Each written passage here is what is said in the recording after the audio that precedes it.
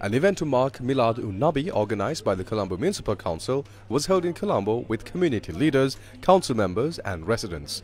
Mayor of Colombo, Rai Kelly Baltasar, was also present. Prophet Muhammad, peace be upon him, introduced to the world the concept of a just society. A society that is built on fairness, on compassion, respect for diversity and the care for less fortunate. He taught us that leadership is not merely about authority, but it's about service. He established one of the earliest examples of a welfare state, where the rights of women, the rights of children who don't have parents. He established welfare state for those who were poor and also for non-Muslims who were safeguarded within these structures.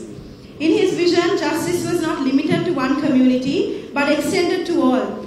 His covenant with the people of Medina ensured that Muslims and non-Muslims live together in peace, in harmony and mutual respect.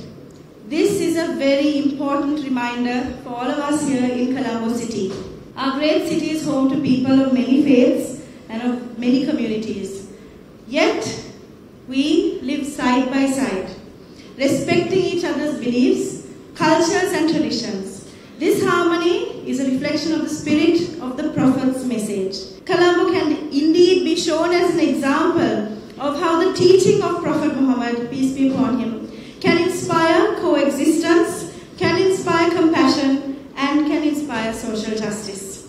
You are all here to show to the outside world and to exemplify Sri Lankans as such, irrespective of religion, race, culture, are a united people, and we shall certainly continue to do that.